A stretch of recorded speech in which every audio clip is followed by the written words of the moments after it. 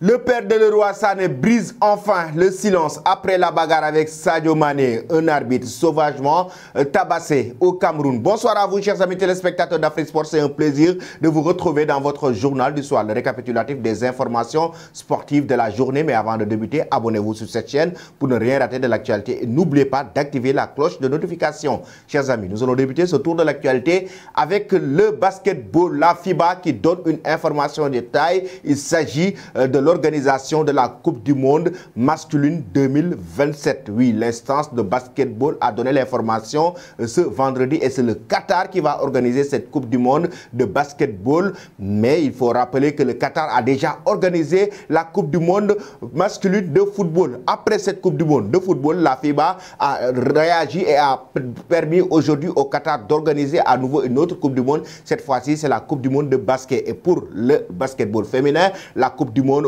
sera organisée par l'Allemagne un an plus tôt et les dames vont jouer en Allemagne. Mais après cela, une année après, en 2027, ce sera au tour du Qatar d'organiser la Coupe du Monde 2027. Après cela, chers amis, nous filons directement en France pour parler de la rumeur qui s'est enflammée avec le Paris Saint-Germain et Riyad Mahrez, le joueur algérien du côté de Manchester City, qui est actuellement dans le viseur du club de la capitale française. On le sait, le Paris Saint-Germain veut se renforcer en attaque notamment, et Riyad Mahrez, qui est plus ou moins en manque de temps de jeu du côté des Sky Blues de Pep Guardiola de Manchester City, actuellement est dans le viseur du club parisien. Et là, selon les informations du quotidien Sport en Espagne, Christophe Galtier et en même temps, Luis Campos, le directeur sportif du club, est en train de s'informer auprès des Citizens pour le transfert de Riyad Mahrez, l'attaquant algérien, dont la somme est estimée à un montant de 25 millions d'euros pour essayer de la décrocher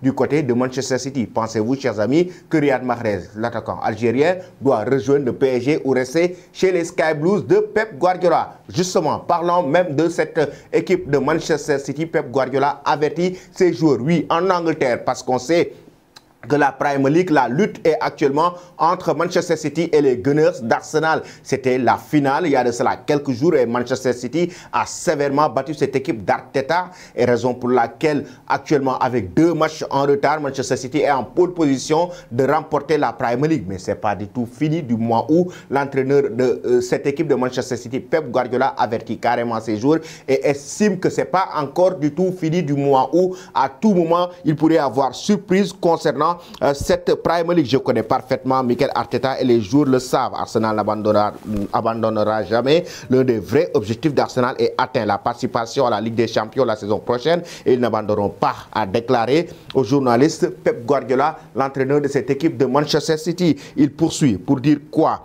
J'ai dit aux joueurs, ce qui est arrivé à Arsenal lors des derniers matchs, 3 nuls, une défaite peut nous arriver. C'est possible? Non, mes amis, c'est possible. On peut perdre des points en une semaine. Nous devons en être conscients et il nous sera alors plus facile de ne pas perdre 2 points. Il met donc une pression sur ces joueurs concernant la façon dont Arsenal a perdu des points pour être très vigilant, ne pas perdre des points et essayer de remporter la Premier League. Selon vous, chers amis, qui va remporter cette saison la Premier League entre Manchester City et Arsenal? Donnez vos avis en commentaire. Nous filons directement du côté de l'Allemagne parce qu'il y a eu la polémique il y a de cela quelques semaines qui est née entre Sadio Mané et Leroy Sané. Cette bagarre après la Ligue des Champions entre le Bayern Munich et le club des Sky Blues de Manchester City. Et oui, ça a créé énormément de polémiques. Une sanction a été posée sur Sadio Mané par le club allemand, en même temps une amende. Et là, actuellement, il y a eu beaucoup de critiques qui tombaient sur Leroy Sané. El Hadji Diouf, la légende du football africain et sénégalaise, lui aussi a réagi et a calmé le jeu concernant cette polémique, mais il est parti plus loin. Il a contacté directement le père de Leroy Sané, Souleymane Sané, ancien international sénégalais, pour lui demander son avis concernant cette polémique. Quand il y a eu cette histoire, j'ai eu au téléphone Souleymane Sané en personne et ses paroles m'ont vraiment beaucoup touché. Souleymane, c'est un digne fils de Sénégal comme Sadio Mané, comme El Hadji Diouf, et les propos de Souleymane Sané sont Sadio Mané est mon fils, le roi, c'est mon fils. Deux choses sont arrivées, mais je sais qu'il s'agit de deux personnes qui n'ont pas de problème à apporter le double ballon d'or africain et la Diouf qui espère que les deux joueurs réussiront à faire la table rase concernant le roi Sané, c'est notre enfant. Sadio aussi, c'est un problème d'entre eux, entre enfants du pays, on doit les couvrir tous les deux, a estimé donc El Hadji Diouf les propos qu'il rapporte du père de le roi Sané, Souleymane Sané, qui a joué avec l'équipe nationale du Sénégal. Pensez-vous, entre Sadio Mané et le roi Sané, un de ces joueurs doit quitter le club bavarois, le Bayern Munich? Donnez vos avis en commentaire. Et selon vous, si Sadio Mané doit quitter le club du Bayern, ou c'est le roi Sané qui doit quitter le club, ou bien les deux joueurs doivent quitter le Bayern Munich ou rester au sein du club allemand. Ensuite, nous filons directement pour terminer au Cameroun. Oui, il y a un scandale qui est né du côté du football camerounais. Un arbitre a été sauvagement tabassé dans le championnat camerounais. C'était lors de la rencontre importante de la dernière journée de Ligue 2, a laissé la place à un spectacle désolant pour le football camerounais. L'officiel du match opposant AS Lausanne à Rangers FC, Bafou, a été copieusement roué de coups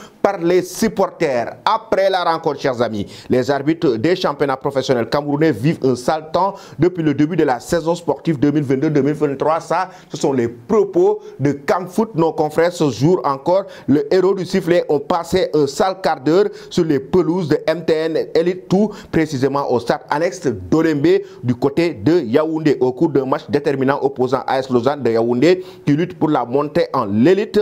On Rangers FC de Bafou qui lutte pour le maintien. Les supporters du club de Yaoundé ont embroché les arbitres. La rencontre s'est terminée sur une victoire du club de Sud-Est. Les supporters de Lausanne ont donc estimé que l'arbitrage n'était pas à la hauteur. Ils ont donc décidé de le faire payer à ces derniers. Et la raison pour laquelle ils l'ont sauvagement abattu, et les arbitres même étaient évacués du côté de l'hôpital. Et en même temps, il y a le président de l'association des arbitres au Cameroun qui était même venu pour les rendre visite. Et le monde du football camerounais s'est levé pour décrier et contester ce qui s'est passé, et en espérant avoir des sanctions venant de la Ligue, mais aussi au niveau de la Fédération camerounaise de football. C'était tout, chers amis. Toi qui me suis et qui ne t'es pas encore abonné, c'est le moment de le faire. Et n'oublie pas d'activer la cloche de notification. Merci et très bonne soirée.